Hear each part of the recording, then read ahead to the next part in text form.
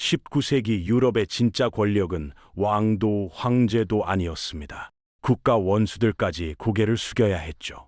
영국 총리는 긴급 자금을 구하기 위해 한 가문의 문을 두드려야 했고, 러시아 황제는 전쟁 비용을 빌리기 위해 그들의 허락을 기다려야 한다는 말이 나올 정도였습니다. 오스트리아 제국은 그 가문 없이는 하루도 버틸 수 없다는 과장 섞인 표현까지 따라붙었죠. 바로 유럽 금융을 뒤에서 움직이던 로스차일드 가문입니다. 도대체 어떤 가문이기에 유럽 전체를 쥐고 흔들 수 있었던 걸까요? 지금부터 그 비밀을 하나씩 파헤쳐 보겠습니다. 놀랍게도 이 거대한 금융제국의 시작은 정말 초라했습니다. 그 출발점에 있었던 인물은 가문의 아버지 마이어 암셀 로스차일드였습니다. 그는 18세기 중반 프랑크푸르트 유대인 거주지 좁은 유덴가세 골목에서 태어났죠. 어릴 때 부모를 잇따라 잃고 친척들 손에 맡겨져 자라야 했고, 집안 형편도 넉넉하지 않았습니다. 그래도 상업이 발달한 프랑크푸르트에서 자라면서 자연스럽게 돈의 흐름과 환전에 대한 이야기를 접할 수 있었고, 10대에는 북독일의 금융상인 집안의 견습으로 들어가 장부 정리와 환전, 무역 실무를 몸으로 배우게 됩니다. 그러다 다시 프랑크푸르트로 돌아와 유대인 거주지 한켠에 작은 환전소를 열게 되죠. 18세기 후반 독일 프랑크푸르트 유대인 거주지의 그 작은 환전소, 그게 전부였거든요. 유대인들끼리 모여 살도록 강제된 그 골목 한켠, 붉은 방패 문장이 걸린 집이 하나 있었는데요. 이 집 이름이 독일어로 로트실트, 붉은 방패라는 뜻이었고, 나중에 이게 로스차일드라는 성으로 굳어집니다. 그곳에서 마이어 암셀 로스차일드는 지역 상인과 귀족들에게 돈을 빌려주며 조금씩 신용을 쌓아갔습니다. 그렇지만 마이어는 단순히 돈을 빌려주고 이자만 챙기는 사람이 아니었습니다. 그는 거래 상대의 성격, 인맥, 평판을 꼼꼼히 기록했습니다. 누가 누구를 소개했는지, 어느 집안이 성장하고 어느 집안이 위험해 보이는지 장부 귀퉁이에 빼곡하게 메모를 남겼죠. 그의 장부는 시간이 갈수록 단순한 채권과 채무 목록이 아니라 유럽 상류층 권력 지도에 가까운 것이 되어갔습니다. 결정적 전환점은 나폴레옹 전쟁이었습니다. 1789년 프랑스 혁명이 일어난 뒤 유럽은 혁명 전쟁과 1803년부터 1815년까지 계속된 나폴레옹 전쟁 속에서 전쟁과 쿠데타가 끊이지 않았고, 대부분의 부자들은 재산을 지키는 데 급급했죠. 하지만 로스차일드는 그 혼란 속에서 기회를 보았습니다. 전쟁에는 언제나 돈이 필요했고, 국경이 바뀌어도 빚은 사라지지 않는다는 사실을 알았거든요. 마이어가 본격적으로 도약할 기회는 헤세카셀의 군주 비렐름 9세와 연결되면서 찾아옵니다. 당시 헤세카셀은 유럽에서 손꼽히게 부유한 영주국 가운데 하나였습니다. 18세기 동안 이 나라는 영국을 비롯한 여러 나라에 군대를 빌려보내고 그 대가로 거액의 보조금을 받으면서 국고를 두텁게 쌓아왔고, 비렐름 9세는 그런 재정을 물려받은 인물이었죠.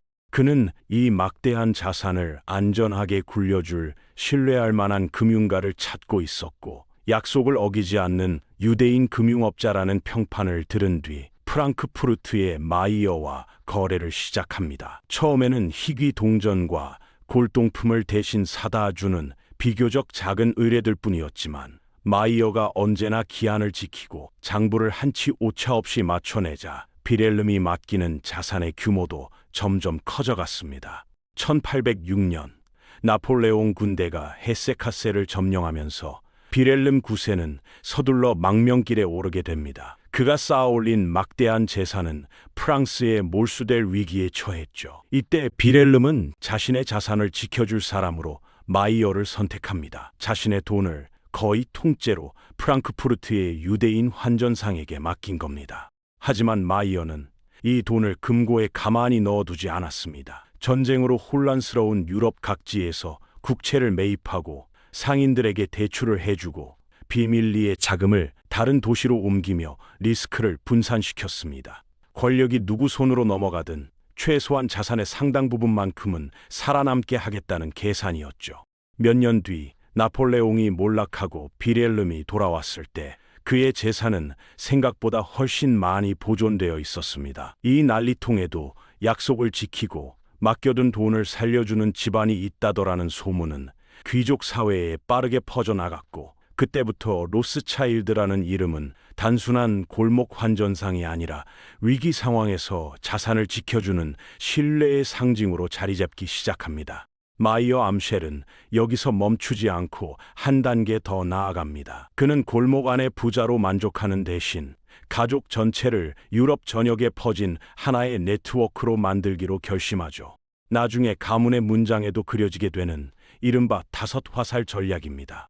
마이어에게는 5 아들이 있었습니다. 장남 암쉘은 프랑크푸르트에 남겨 가문의 본거지를 지키게 했고, 둘째 솔로몬은 합스부르크 제국의 심장인 빈으로 보냈습니다.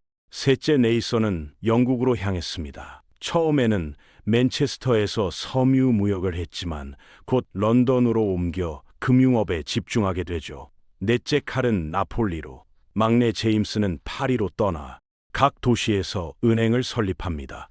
겉으로 보면 프랑크푸르트, 런던, 파리, 빈, 나폴리에 있는 5개의 별도 은행처럼 보이지만 실제로는 하나의 가족 기업이었습니다. 형제들은 편지를 통해 끊임없이 정보를 주고받았고, 중요한 거래는 5명이 함께 논의해 결정했습니다. 그 당시 유럽, 특히 독일, 폴란드 쪽 유대인들이 쓰던 말인 이디시어와 독일어, 여기에 히브리어까지 섞어 쓴 편지들은 마치 반쯤 암호문처럼 보였습니다. 설령 중간에 가로채여도 쉽게 해독하기 어려웠죠. 각 도시의 로스차일드 은행은 24시간 내내 움직이는 비밀 전력망을 구축했습니다. 빠른 말과 마차, 나중에는 전신까지 동원해서 정보 전달 속도를 최대한 끌어올렸습니다. 덕분에 그들은 정부나 군대보다 훨씬 빨리 소식을 주고받을 수 있었죠.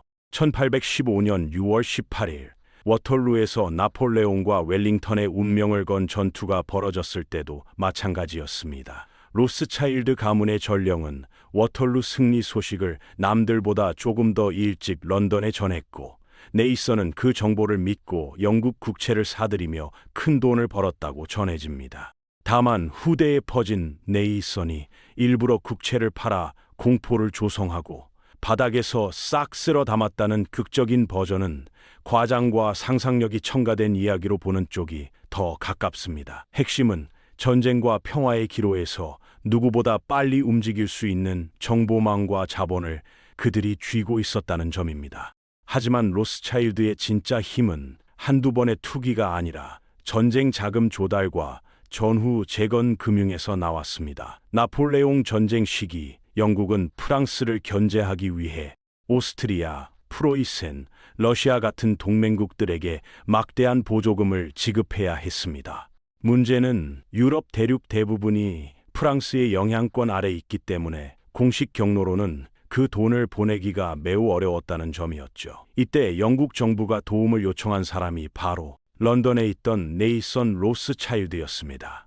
네이선은 형제들과 함께 복잡한 비공식 루트를 설계합니다. 금과 은을 상품 거래로 위장에 이동시키고 중립국 상인과 교역망을 거치게 하며 프랑스의 눈을 피해 군자금을 동맹국과 전선으로 흘려보냈죠. 그리고 파리의 제임스는 프랑스 금융가들과 연결되어 있었고, 빈의 솔로몬은 오스트리아 정부와 긴밀히 움직였습니다. 표면적으로는 서로 적대적인 나라들이지만 그 뒤에서 돈을 움직이는 네트워크는 하나였던 셈입니다. 이처럼 서로 반대편에 있는 국가들과 동시다발적으로 거래하는 일은 굉장히 위험한 줄타기였습니다. 그래서 형제들은 각 지점의 리스크를 꼼꼼하게 공유했고, 어느 한 나라에 과도하게 노출되지 않도록 계속 포지션을 조정했습니다. 그 덕분에 전쟁이 길어질수록 로스차일드 가문의 수입은 늘어났고, 동시에 각국은 이 집안이 없으면 돈을 제대로 움직이기 어렵다는 사실을 체감하게 됩니다. 전쟁이 끝난 뒤 로스차일드는 전쟁 시기의 경험을 평화 시기로 옮겨옵니다. 전쟁 중 발행된 국채를 헐값에 매입하고 패전국들이 배상금을 지불할 수 있도록 국제 채권 발행을 중개하며 막대한 수수료를 챙깁니다. 특히 파리의 제임스는 복고 왕정과 긴밀한 관계를 맺어 루이 18세 정부에 거액의 대출을 제공하고 프랑스 재건 작업에 깊이 관여합니다. 그의 파리 저택은 정치인과 예술가, 금융가들이 모이는 사교의 중심지가 되었죠. 런던의 네이선은 산업혁명이 본격화된 영국에서 더욱 큰 성공을 거두게 됩니다. 철도와 운하, 공장 건설, 광산 개발까지 무엇 하나 돈이 필요하지 않은 게 없었습니다. 로스차일드 은행은 영국 전역의 철도회사와 항만시설, 방직공장, 석탄, 철광산 등의 자금을 대며 영국 산업화의 심장부에 돈을 공급하는 역할을 맡았습니다. 한편 빈의 솔로몬은 메테르니히 재상의 측근으로서 오스트리아 제국의 재정을 사실상 떠맡다시피 했고, 프랑크푸르트의 암쉘은 독일 연방에서 주요 은행가로 자리 잡았습니다. 나폴리의 칼은 이탈리아 반도 곳곳으로 영향력을 넓혀가며 남부 유럽 금융 네트워크의 한 축을 담당하게 되죠. 막내 제임스는 파리에서 활동했습니다. 프랑스 정부와 긴밀히 협력해 전쟁 배상금 조달과 재정 안정화, 그리고 철도, 산업 투자에 깊이 관여하면서 프랑스 금융시장에서 로스차일드 가문의 입지를 굳혀나갔습니다. 이렇게 다섯 형제는 각자의 영역에서 성공하면서도 가족으로서의 협력을 놓치지 않았습니다. 매주 각 도시의 로스차일드 은행은 상세한 보고서를 주고받았고, 중요한 투자와 대출은 형제들의 합의를 거쳤습니다. 어느 한 도시가 위기를 맞으면 나머지 네 도시가 지원에 나섰고, 한 나라의 정치 상황이 불안해지면 다른 나라의 네트워크를 통해 우회로를 만들었습니다. 이 결속력이 로스차일드의 진정한 경쟁력이었습니다. 1820년대로 접어들면서 유럽의 정치 지형은 또 한 번 크게 요동칩니다. 스페인과 포르투갈에서는 자유주의 혁명이 일어나고, 그리스는 오스만 제국에 맞서 독립전쟁을 시작하죠.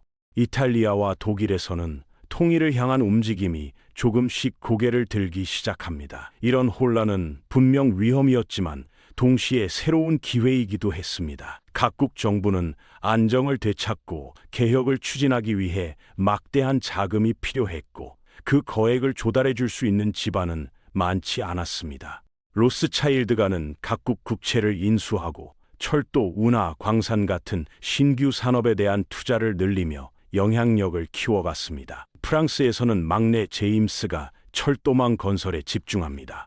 파리에서 릴, 스트라스부르 같은 주요 도시를 잇는 노선에 자금을 공급하며 프랑스 전역을 하나의 시장으로 묶는 데 중요한 역할을 하게 되었죠. 증기기관차는 단순한 교통수단이 아니었습니다. 물류와 정보, 사람의 이동 방식을 한꺼번에 바꾸는 혁신이었고, 그 뒤에는 늘 거대한 자본이 필요했습니다. 빈의 솔로몬은 오스트리아 제국 동부, 특히 헝가리와 보헤미아 지역의 산업화에 대규모 투자를 단행합니다. 프라하의 양조장부터 부다페스트의 재분소까지 새로운 공장과 인프라가 곳곳에 들어섰죠. 또한 프랑크푸르트의 암쉘은 독일 관세 동맹의 결성을 지지하며 수십 개로 쪼개져 있던 독일 소국들의 경제적 통합을 금융 측면에서 뒷받침합니다. 1830년에 이르러 혁명의 물결이 다시 한번 유럽 전역을 휩습니다. 프랑스에서는 7월 혁명으로 부르봉 왕조가 무너지고 오를레앙 왕조가 들어섰고, 벨기에는 네덜란드로부터 독립을 선언합니다. 또한 폴란드에서도 봉기가 일어나죠. 새로 들어선 정권들은 정통성과 안정을 동시에 확보해야 했고, 그 과정에서 다시 자금이 필요했습니다. 신생 벨기에 정부에 제공된 대규모 차관은 이 나라가 독립국이자 산업국으로 성장하는 기반을 마련해 주었고, 그 뒤에는 역시 로스차일드 가문이 있었습니다. 이 시기부터 로스차일드는 금융을 넘어 실물 경제의 핵심 영역으로도 빠르게 들어갑니다. 보험업과 해운업에 투자하고 특히 광산 개발에 큰 관심을 보였죠. 스페인 알마덴과 오스트리아의 수은 광산을 사실상 장기간 운영했고, 당시 수은은 금과 은을 재련하는 데 필수적이었기 때문에 귀금속 시장 전체에 적지 않은 영향력을 행사할 수 있었습니다. 또 하나 주목할 점은 정보 인프라에 대한 대규모 투자입니다. 로스차일드 가문은 당시 최첨단 기술이었던 전신 사업에도 적극적으로 뛰어들었습니다. 유럽 주요 도시를 잇는 전신망이 깔리면서 런던, 파리, 빈 사이의 소식이 며칠이 아니라 몇 시간 만에 오가는 시대가 열린 것입니다. 이들은 전신망을 방해 요소가 아니라 오히려 자신들의 정보 우위를 더 강화하는 수단으로 받아들였습니다. 런던 증시의 주가 변동이 빈에 거의 실시간으로 전달되고 빈의 국채 거래 소식이 곧바로 프랑크푸르트로 전해졌죠. 정보의 속도가 자본의 속도를 결정하는 시대, 그들은 그 최전선에 서 있었습니다. 1840년대에 들어서면서 유럽은 본격적인 산업화의 물결을 탑니다. 철도 선로는 유럽 대륙을 촘촘하게 가로지르고 도시마다 공장의 굴뚝이 솟아오릅니다. 로스차일드는 이 변화의 중심에 서 있었습니다. 영국의 네이서는 철도 회사에 대한 대규모 투자를 단행했고 프랑스의 제임스는 파리 분기역 건설과 철도망 확장에 깊이 관여했습니다. 광산업에 대한 투자는 특히 큰 수익을 안겨주었습니다. 스페인 알마덴 수은 광산을 사실상 독점적으로 운영하게 된 것은 로스차일드에게 전략적 승리였습니다. 수은이 귀금속 재련의 필수인 만큼 이는 금은 시장 전체에 대한 간접적인 영향력으로 이어졌죠. 오스트리아 철도 건설 과정에서 자연스럽게 철강 산업에도 진출했고 원자재, 운송, 금융이 하나의 구조 안에서 돌아가는 모델을 만들어냈습니다. 이 과정이 한창 진행되던 시기에 유럽은 또 다른 충격을 맞습니다. 1847년 영국의 철도 투기 거품이 꺼지면서 큰 손실과 채무 위기가 터지고 1848년에는 유럽 전역을 혁명의 물결이 덮쳐 정치, 경제가 동시에 흔들립니다. 로스차일드 역시 손실을 피할 수는 없었지만 위기 국면에서 헐값이 된 자산을 장기 안목으로 매수하는 전략을 통해 결국 더 큰 수익과 영향력을 거두게 됩니다. 그 뒤를 이어 1850년대 초 캘리포니아 골드러시가 시작됩니다. 로스차일드는 샌프란시스코 인근에 에이전트를 두고 서부에서 캐낸 금을 사들여 유럽으로 보내는 체계를 구축합니다. 런던의 재련, 금융 네트워크를 통해 이 금은 다시 국제 자본 시장으로 흘러들어가죠.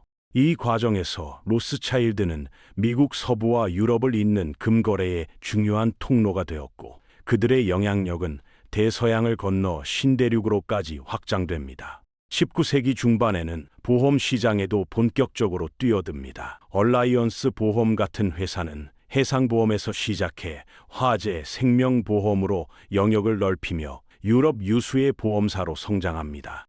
이와 동시에 로스차일드는 러시아의 백금, 칠레의 구리, 말레이시아의 주석 등 전 세계 광물 자원을 거래하는 사업에도 참여합니다. 특히 남아프리카의 금과 다이아몬드 광산에 대한 투자는 이후 다이아몬드 회사인 드비어스와 협력하면서 로스차일드 가문은 다이아몬드 산업에도 깊숙이 발을 들여놓게 됩니다. 식민지 개발에도 그들의 자본이 얽혀 있었습니다. 영국령 인도의 면화 농장, 이집트의 목화 재배, 브라질 커피 플랜테이션 등의 투자를 늘리며 세계 무역의 흐름을 뒤에서 받치는 자본축 가운데 하나가 됩니다. 1860년대 들어서는 로스차일드 가문은 전혀 새로운 영역, 와인 사업에 진출합니다. 프랑스 보르도 지역의 최고급 포도원들을 차례로 매입하며 샤토 라피트와 샤토 무통, 로칠드 같은 브랜드를 통해 와인과 문화의 후원자 이미지를 구축합니다. 이는 단순한 수익 사업을 넘어 상류 문화와 예술을 후원하는 상징적인 행보로 받아들여졌습니다. 1870년대 이후에는 석유가 새로운 핵심 에너지원으로 떠오르면서 로스차일드는 석유 산업에도 깊숙이 발을 들입니다. 러시아 바쿠 유전과 루마니아 등지의 석유 개발에 투자해 카스피의 연안의 석유 생산과 수출 구조를 만드는 데 관여했죠. 당시 바쿠 지역은 세계 석유 생산의 상당 부분을 차지할 정도로 중요한 생산지로 떠오르고 있었습니다. 문제는 이 석유를 어떻게 효율적으로 유럽 시장까지 운반하느냐였고 이 과정에서 로스차일드는 철도, 항만, 저장 시설, 그리고 유조선을 활용한 대규모 석유 수송 시스템 구축에 참여합니다. 19세기 후반과 20세기 초에 걸쳐 바쿠에서 흑해, 연안까지 이어지는 장거리 수송망은 당시 기준으로 손꼽히는 대형 석유 인프라 프로젝트 가운데 하나였습니다. 세계 최초의 장거리 석유 수송관이라는 표현은 과장이지만 적어도 유럽에서 가장 야심찬 석유 수송 인프라 중 하나였던 것은 분명합니다. 한편 대서양 건너 미국에서는 록펠러의 스탠더드 오일이 성장하며 석유 시장의 또 다른 축이 됩니다. 펜실베이니아 유전을 기반으로 성장한 스탠더드 오일은 운송비를 낮추고 정제 기술을 발전시키며 유럽 시장 진출을 적극적으로 모색했죠. 로스차일드와 록펠러의 경쟁은 러시아, 루마니아, 중동 등 여러 지역의 유전과 정유 시설을 둘러싼 치열한 싸움으로 번졌습니다. 로스차일드는 이에 대응해 흑해 연안 바투미 항구에 대규모 저장 시설을 세우고 최신식 유조선을 도입해 해상 운송 비용을 줄입니다. 이들은 수에즈 운하를 이용해 인도 아삼 지역에서 나는 석유를 중동과 아시아 시장에 공급하는 길도 연구했습니다. 앞으로 에너지 무역이 어떻게 움직일지 미리 읽어내려 했던 것이죠. 동시에 루마니아 유전 개발에도 참여해 카스피해, 발칸, 지중해를 잇는 석유 네트워크를 확대합니다. 19세기 말로 접어들면서 세계 금융의 무게중심은 조금씩 이동하기 시작합니다. 미국이 급격한 산업화를 이룩하면서 뉴욕이 새로운 금융허브로 떠오르고 록펠러와 JP모건 같은 신흥 거물들이 등장합니다. 러시아 혁명으로 바쿠 유전이 국유화되면서 로스차일드의 석유 사업은 큰 타격을 입습니다. 유럽 내부에서도 두 차례의 세계대전과 대공황이 이어지며 19세기식 가족은행 모델은 점점 힘을 잃어가죠.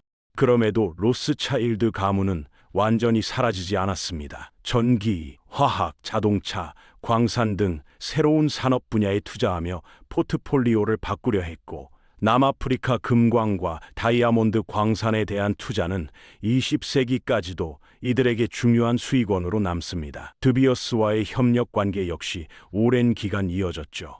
시간이 지나 나치 시대에는 유럽 대륙 곳곳에 있던 유대인 금융가와 은행가 가문들이 박해를 피해 미국 등으로 탈출해야 했고 로스차일드 가문도 오스트리아와 독일 등지에서 막대한 재산을 몰수당합니다. 그럼에도 일부 분파는 유럽에 남아 가문의 명맥을 지키려 했고 런던과 스위스 등지의 지점은 살아남아 전쟁 후 재건 과정에서 다시 금융, 자문, 자산 관리 분야에서 영향력을 회복합니다. 오늘날 로스차일드 가문은 더 이상 19세기처럼 유럽 전체를 뒤에서 좌지우지하는 절대 권력은 아닙니다. 세계 최대 은행들도 아니고 자산 규모만 봐도 전 세계의 큰 국부 펀드나 초대형 투자은행들에 비하면 훨씬 작은 규모이죠. 하지만 투자은행 모델, 국제 채권 시장, 국가 단위 인프라 프로젝트에 민간 자본을 끌어들이는 방식 등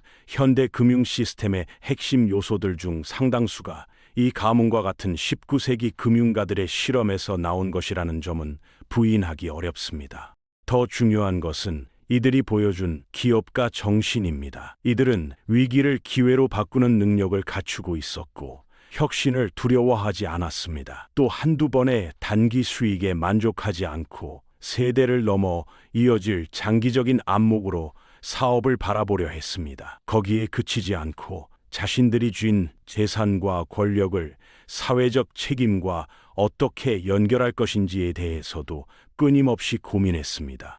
또한 로스차일드는 수익의 일부를 자선 사업과 예술과 과학 후원에 사용했습니다. 런던의 부병원과 교육기관, 파리의 문화시설, 빈의 복지시설 등에는 로스차일드의 기부 흔적이 남아있죠. 오늘날 많은 억만장자들이 재단을 세우고 자선 사업을 전개하는 모습은 전혀 새로운 현상이 아닙니다. 형태와 규모는 다르지만 부와 책임을 함께 보려는 시도는 이미 19세기 이런 가문들에서 시작된 흐름이기도 합니다. 가난한 유대인 가정에서 태어난 한 환전상이 신뢰와 시간, 그리고 네트워크라는 보이지 않는 자산을 발판으로 어떻게 유럽을 흔들 만큼 거대한 금융 자산을 구축하게 되었는지 살펴봤습니다. 로스차일드 가문은 예전처럼 국제금융을 좌우하는 절대적인 권력은 아니지만 오늘날에도 여러 금융, 투자 활동을 통해 세계 경제에서 여전히 적지 않은 영향력을 지닌 가문으로 남아 있습니다.